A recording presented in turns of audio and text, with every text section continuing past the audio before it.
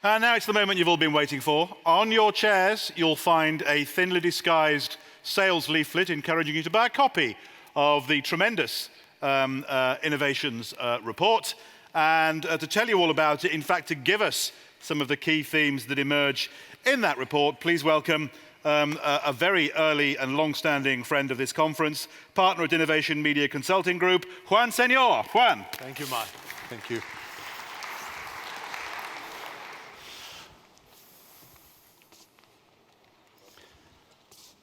So the book this year really contains 12 cases about innovation throughout the magazine world. This year it's been a very interesting process. As you know, we started this with FIP 7 years ago, and slowly we're moving from prognostication, from making all kinds of predictions, to really a very prescriptive way forward. And it's very exciting how this year we've been able to pick up on exactly the same theme. This comes from 12 months of research of our entire team at Innovation globally, but as well the experience that we garner working with many of you throughout the world. And as I said, there is a clear way forward to rebuild this business. And in these 129 pages, you have phenomenal insights to take you into these new innovative directions. But for me at the moment, this is a lot of what's going on. It's a publishing elephant trying to dance to so many digital tunes. And with the book, we were very strict about trying to bring clarity as to which tunes you're still an elephant, which tunes you have to choose to dance to, and even what music you can begin to score for you to dance to, which is a big paradigm change from us just reacting and trying to adapt to now perhaps beginning to indeed score some of these tracks that will drive our business. So these are the 7 key insights, 7 keys to success that we've garnered this year. I begin at the end, so if you have to go, this is it. This is pretty much a summary of the book. But of course, these are insights that drive a lot of the case studies that you will find here, and I will go into a bit of detail. Number 1, the days when digital had the audience, but not the revenue, are over. And this is very, very important for us to get our heads around it.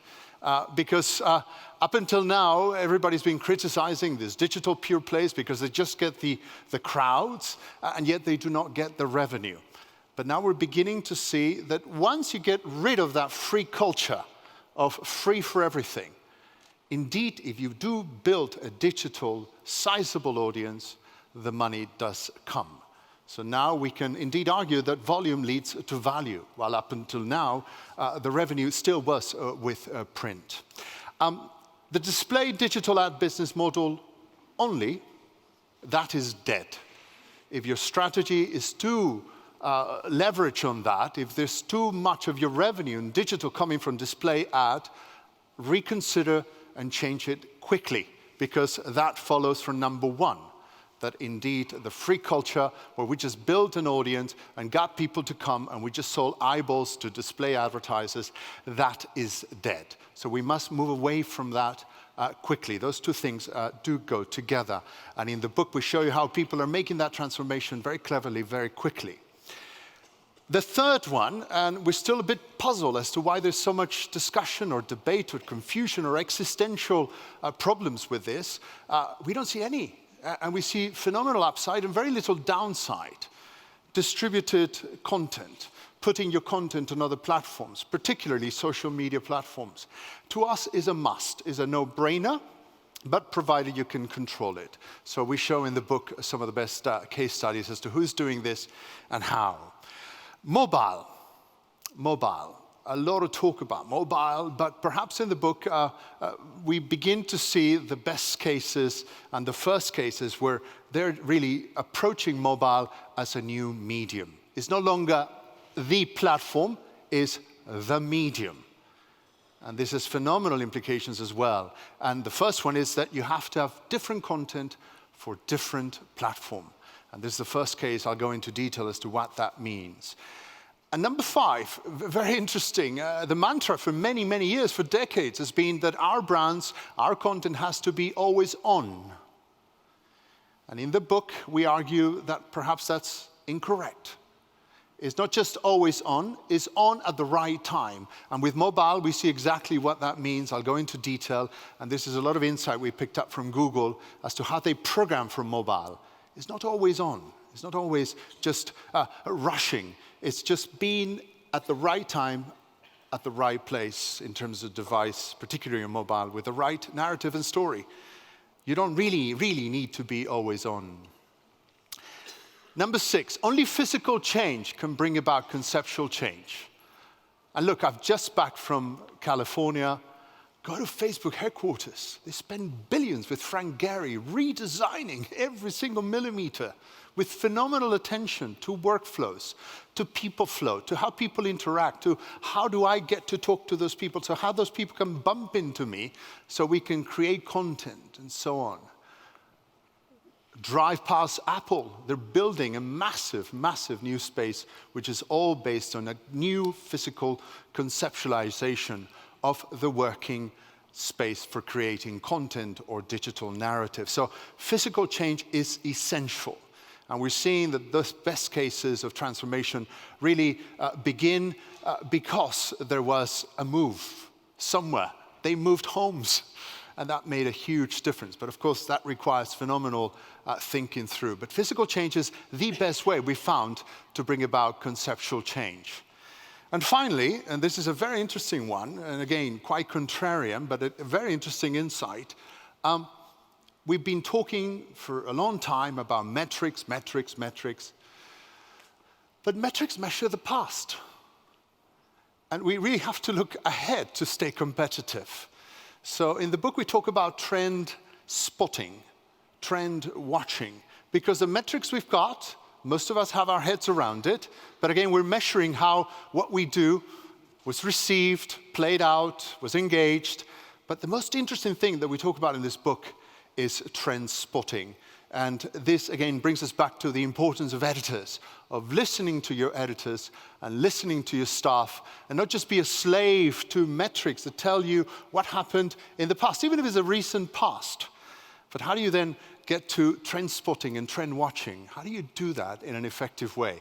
So a very important insight this year that we're seeing some publishers picking up on and developing great content and great products as a result. Now, 7 insights, 5 cases ever so quickly now. I'll begin with mobile. How do we make mobile the success that it should be? The book this year, incidentally, is all based on how to. So through the pages, we follow that approach of listing the content in a numerical order. And again, this is not just a platform, this really is a new medium. And it requires different content for different platforms. So how do you succeed?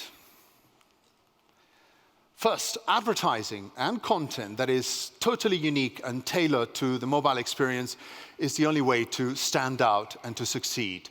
We've gone inside, we looked under the bonnet of those mobile pure players that are emerging right now, and this is how they begin their entire process of programming, mobile programming they call it, content programming, and advertising. They will only accept advertising that really works for the mobile platform.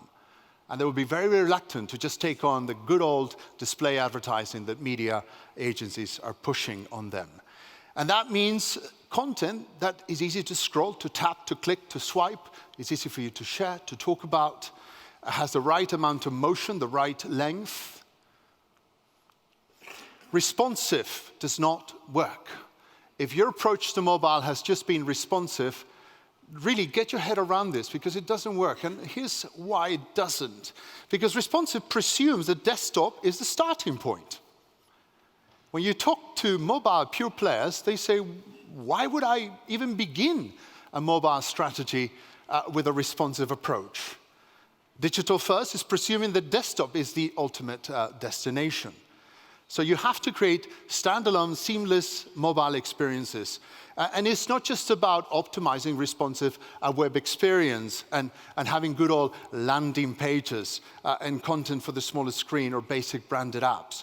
Look how deep it has to be, because this is responsive. We go from that screen, perhaps to a middle screen, to then end with a little screen. So you essentially are PDFing down, zooming down a version of an experience, and it never works, and it doesn't work.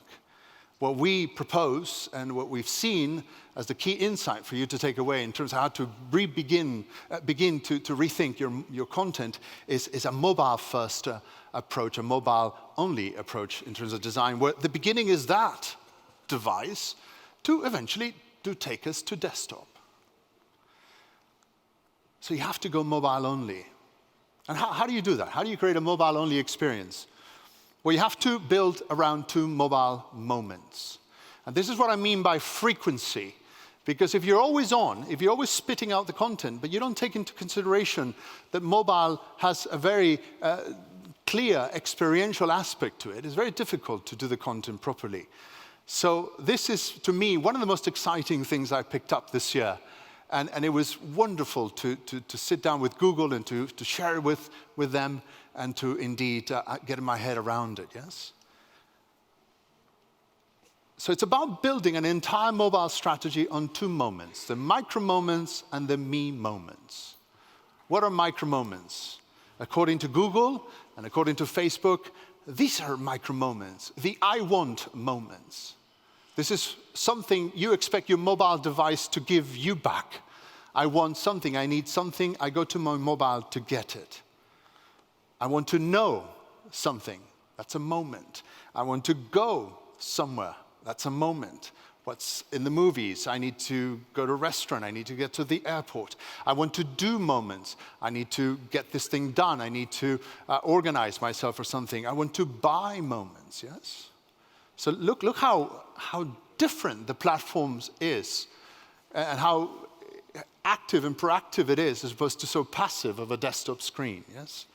So mobile content programming and mobile strategic programming is very much, first of all, based on these I want moments. And second, the me moments,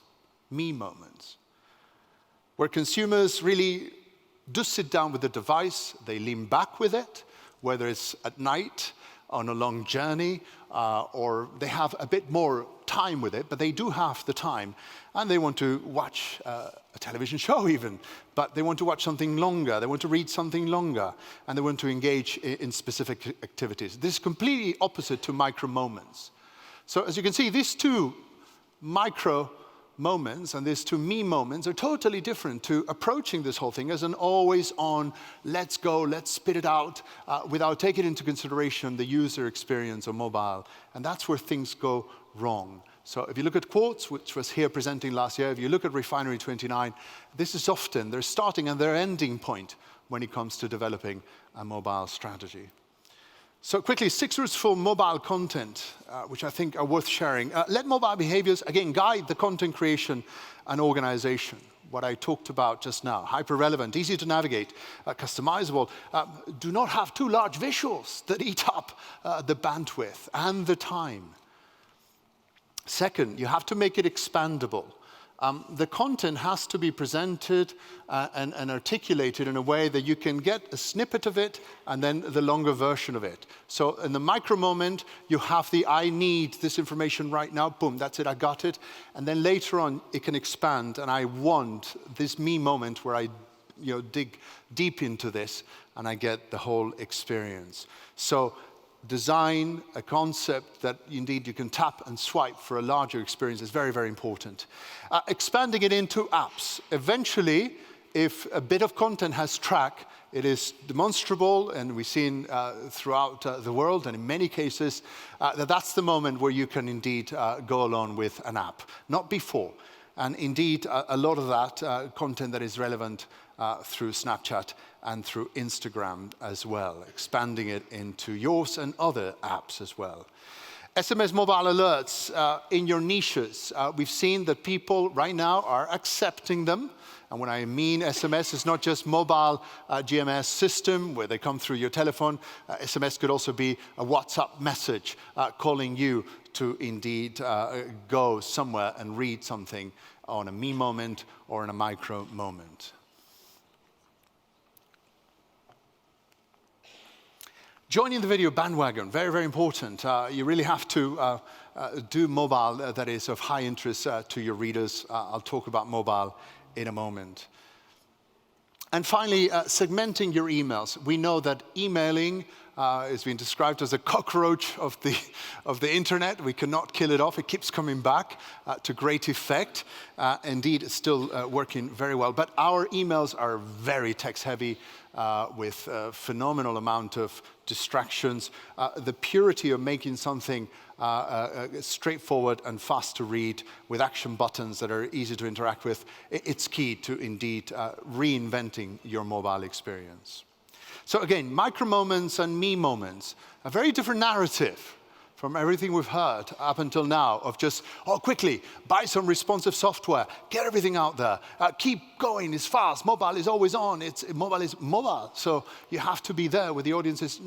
Just pause for thought, take this on board, and really rethink that your audience wants the content to be used and experienced in those micro moments and in those me moments. Next, let's talk about distributed content, because there's a great deal, as I said at the beginning, of existential angst, confusion, problems about this.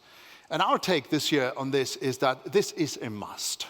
You must engage with this opportunity. Forget this good old, remember Google, if we go with Google, friend or foe. No, there is now a very exciting way for you to engage with this. And frequency is now everything when it comes to these platforms. The amount of frequency and the amount of the time that you have to upload and update content on these platforms is phenomenal. So it has tremendous implications as to how your editorial office engages with these devices and these new platforms. Yeah? And we start with a question. If you could indeed sell more of your content in another platform, wouldn't you do it? If you could put your content on Netflix, on eBay, on iTunes, if somebody came to you and said, would you like to? Of course we would.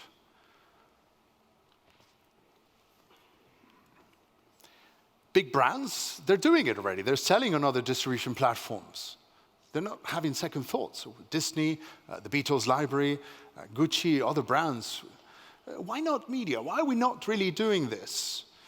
And an interesting comment from a colleague of ours saying, if CVS, a huge network of pharmacies, came up to the New York Times and said, we would like to place your newspapers within our network of pharmacies throughout America, they wouldn't say, oh, yeah, but you're losing control. But two big caveats, yeah? The ad format control and the revenue share is essential. That has been respected. As you know, Facebook, Twitter, Apple, they're on a charming offensive. They're going out there to all of you publishers, talking to you, saying, come on board, come on board. But you must control these two aspects, the ad format control, the revenue share, and having rich audience data. And so far, there's been a big deal of success extracting this and guaranteeing this from them going forward. So why do it, really? Existentially, why go to social platforms? Look, it's the number one activity online in every country. It's the number one activity. So we talk about micro moments, me moments. Those micro moments, me moments, a lot of them happen through social networking, yes? And the referral rate is phenomenal. Yeah. Facebook alone is 38%. Much more than Google. So there are huge audiences, the speed of delivery, they have phenomenal servers and incredible algorithms that make our content fly through, and you are able to read it in a way that is a wonderful experience, and massive sharing potential, yes? Apple and Facebook have already given 70% of ad revenue to many publishers, and Facebook is sharing Comscore data with us. Apple not yet, so if you start negotiations with them, work hard to get that data. But it's happening, and they're sharing it so far, and contractually is guaranteed, and you can always pull out. So and some interesting rules that have been enforced recently, and indeed there should be some common purpose here in Germany and throughout Europe to get some of these. But in the States, more ads per story have been able to be guaranteed. Facebook-only ads have been okayed, and related articles at the moment, including sponsor content, have also been okayed, which is good for you, because if you like this, you may want to read that. So you have that opportunity as well to put that at the bottom and to insert the branded content ads from your clients. And all that inventory that sits at the bottom, you can sell it through programmatic, and you can share from that as well. So the results are fascinating, and indeed the results are there. Some publishers are making as much today on Facebook as they do on their own websites, let alone their mobile versions, yes? Business Insider, we just heard, phenomenal results so far in terms of monetization. The audience is a no-brainer. It's there, and they will read your content, and they'll consume it, and they'll share it. Wonderful. But again, we must get to the revenue, as I said at the very beginning.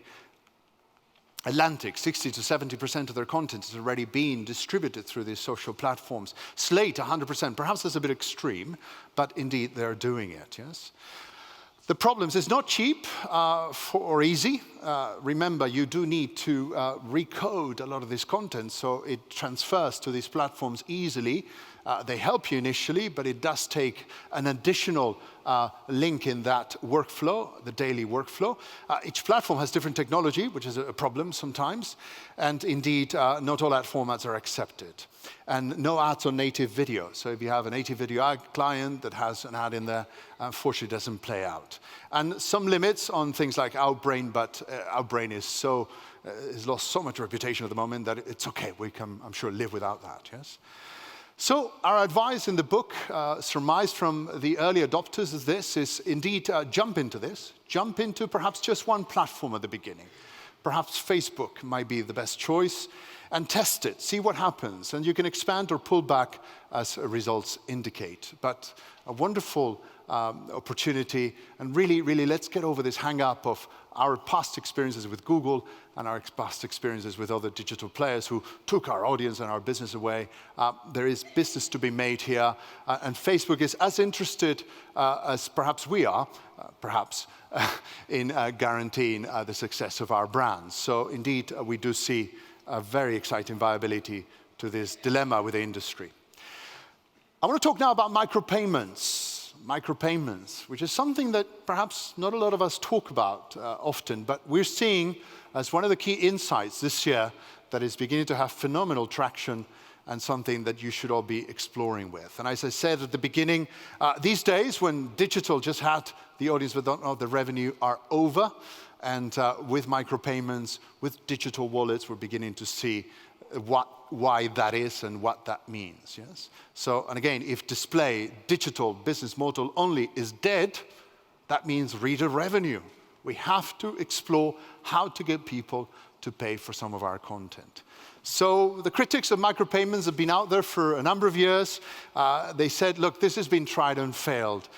But we always point out to a lot of these digital experiments, why are we so critical of it? Initial failure does not preclude an ultimate success. How many auto companies failed experimenting at the beginning, trying to find a business model, an engine, a chassis, a carriage that indeed worked, or was acceptable, or was price sensitive? Look, 381.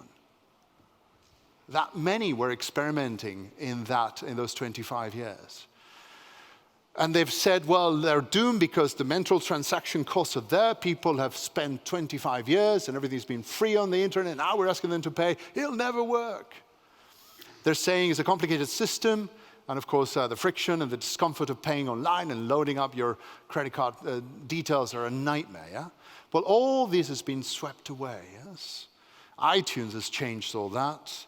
And we're beginning to see digital wallets emerge. I'm sure a good 20, if not 30% of all of you are now making digital payments regularly, whether it's through contactless or through Apple Pay. There's Google Pay. PayPal is everywhere now. So these payments, these digital wallets are very much here to stay. And of course, they're being backed by these big organizations in Silicon Valley.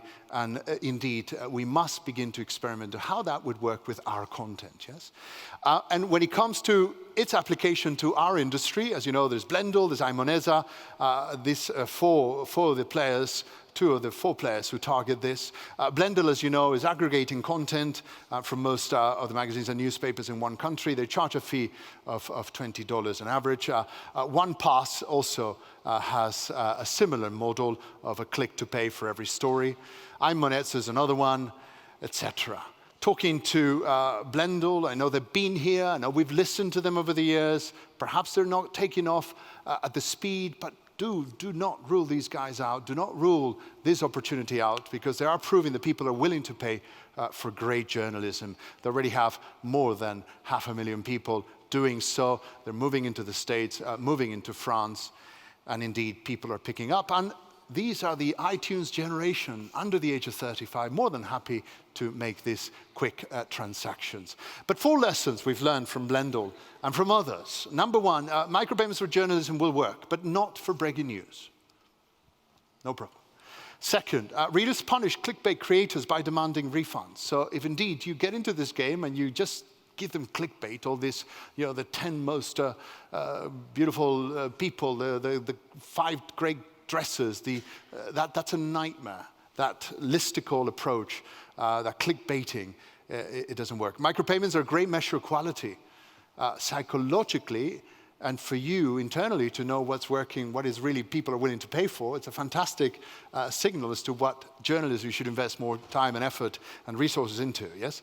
And it's additional revenue, not cannibalization. Next, let me talk about what I said at the beginning, the importance of trend spotting versus metric obsessing.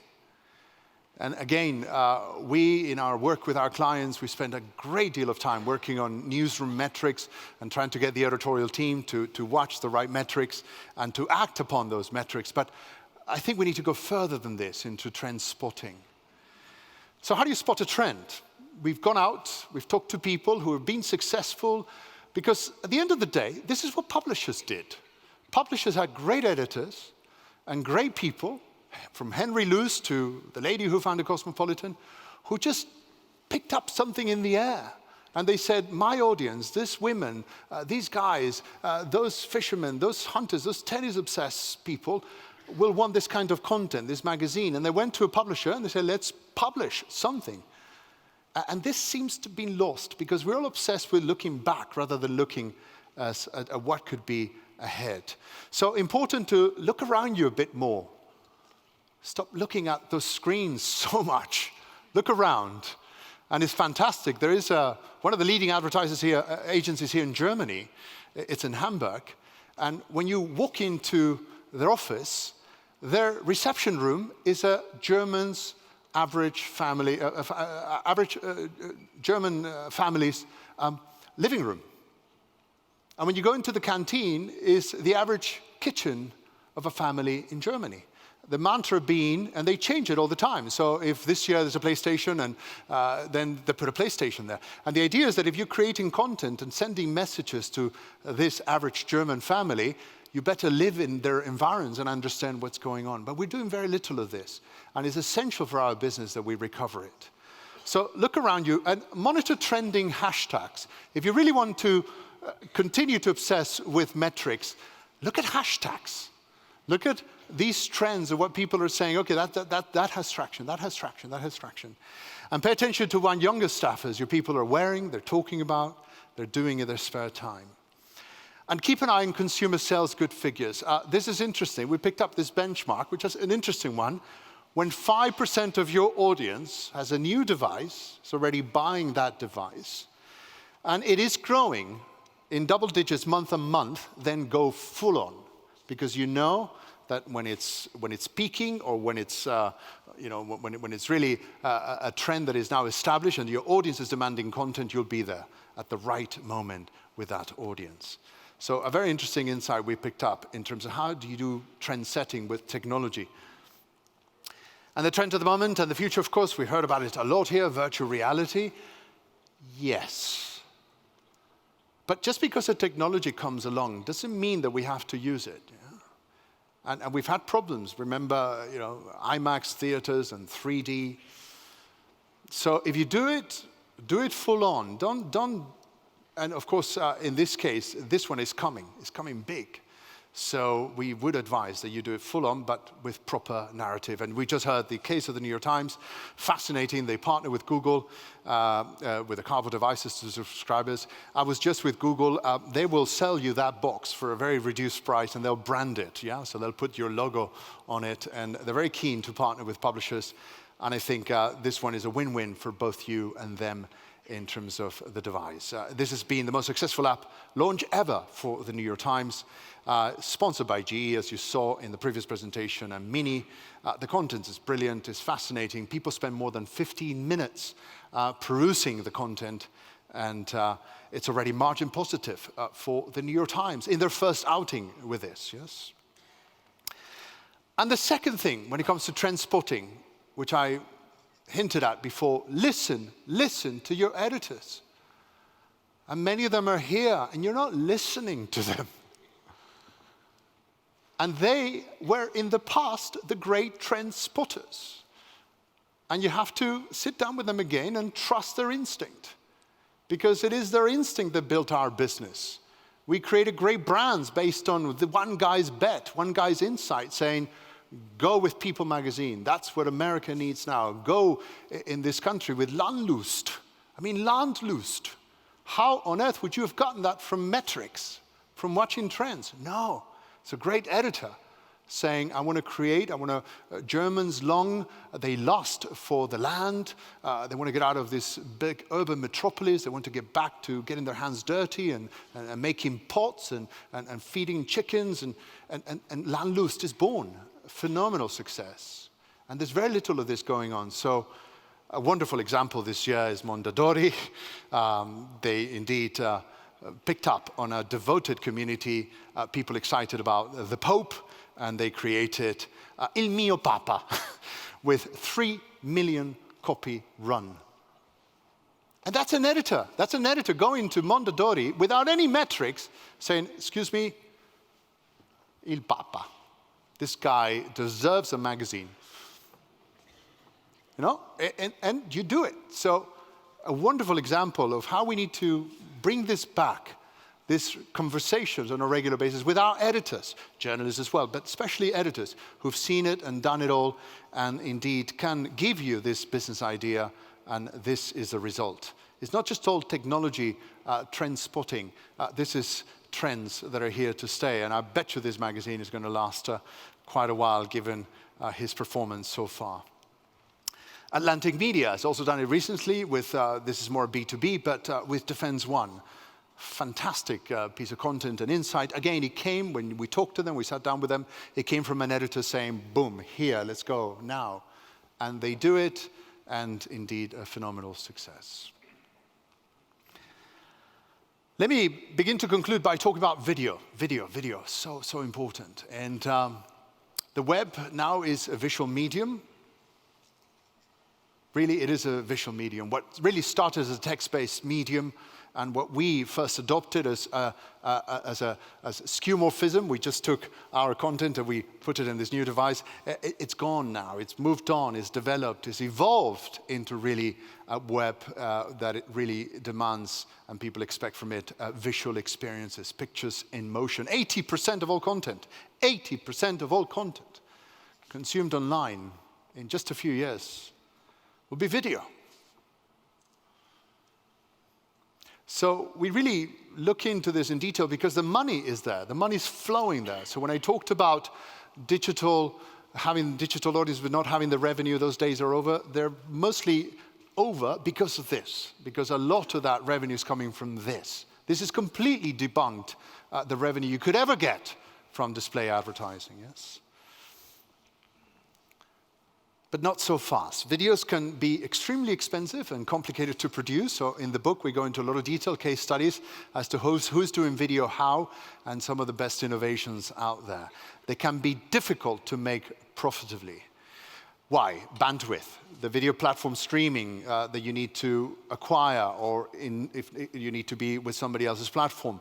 The content acquisition in many cases, if you don't really have the opportunity to have that content right away. The staffing needed, the gear. I mean, if you look at those 360 cameras, I saw plenty of them in California. They go from very, very thin, and you think, oh, that's cheaper. No, it's like 3 times more expensive. So the thinner, as opposed to the big one, the CinemaScope 360 cameras, they're phenomenally expensive. So yes, video, but at what cost and how? And this is very interesting insight. 10% of your posted video will generate almost all of your pre-roll revenue. But which 10%? There's no way for you to tell. So you have to do 100 and to indeed extract that juice, that phenomenal revenue. And that is the algorithm, that's the formula, that's the equation. It's very difficult to find a publisher that indeed can go beyond those numbers. So 7 strategies for a viable business mobile video strategy. First, pre-roll. Do not release any video that doesn't have pre-roll. The exception, of course, is breaking news video. Yeah, if there's a terrible accident or a crash, you really do not want to put a pre-roll ad before seeing those dramatic images, yes? And that means using traditional avenues to indeed engage. So that means if you're going for pre-roll, initially you have to viralize it. So not just put it on your platform, but other platforms as well, if it's just dependent entirely on pre-roll. Second, launch products with more manageable costs. That means partnering with content providers who just cut your check and you just buy the package. And in the book, we go into a lot of detail about those kind of deal making and how that works. Launch products with lowest streaming costs. The streaming cost, the bandwidth is phenomenal, yes? That means in-article or in-stream video ads. Those have a lower resolution, and indeed they play out much, much quicker. And articles that begin streaming with the volume muted. The volume, believe it or not, it has a lot of demands on bandwidth. And if you mute the volume, that means you have to create a piece of content that at the beginning you don't miss the key point, yes? So you have to leave a bit of pre-roll that is muted and still makes sense. And create branded video content for clients. That's an obvious one. We just saw wonderful examples from the New York Times on this. Custom brand integrations, native content opportunities, and so on. And amortize your videos. We look at How Time Inc. and Meredith. It's wonderful how they're repurposing evergreen content. And they have a team who's aware of what's in the library, and they're constantly putting it back.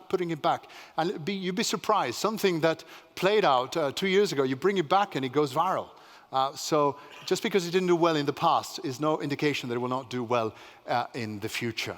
So amortizing your video and having a video team that's very much obsessed and focused on repurposing your content. Creating videos using still photography. Yes, so that Ken Burns, you remember Ken Burns was a groundbreaking documentary maker in America, and he did these videos which just zoom in and out of Civil War photographs and so on. So you don't have to go out and film.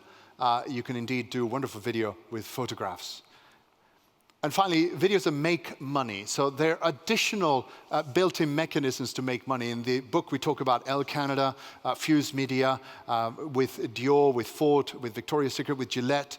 They're doing click-to-buy videos, get-the-look videos, and some other really clever techniques to indeed make money from the video no matter what, provided you get a number of people clicking and buying.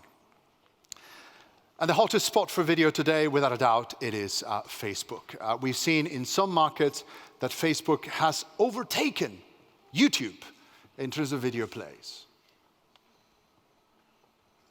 In 3 markets already, this is happening on a regular basis.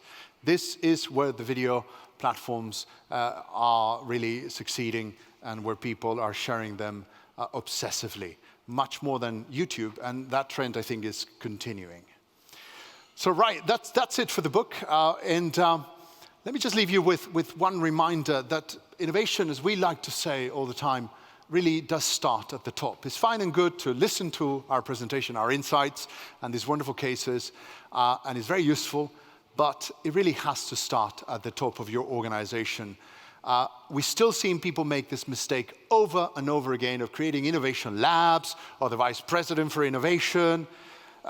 It's just deeply, deeply wrong. It sends the wrong message that innovation is just for a few, or for the mavericks, or for the crazy, or for the digital natives. If you really want to transform your organization, it has to apply to everyone. To change a culture, you have to change your future.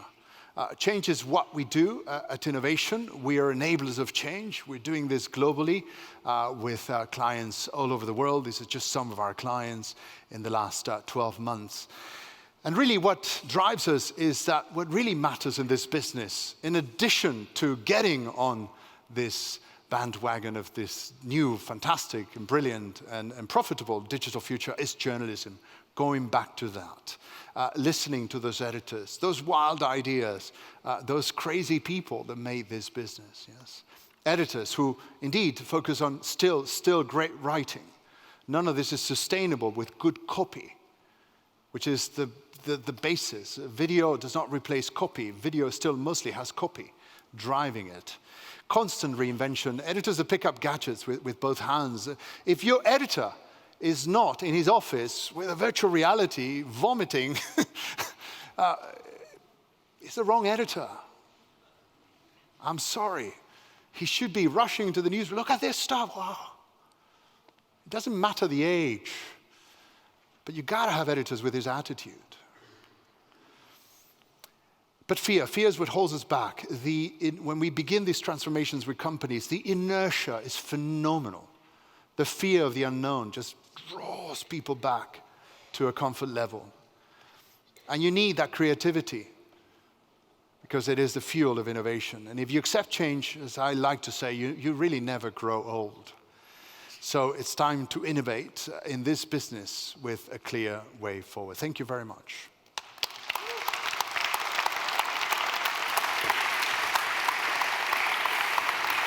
Thanks very much, Juan.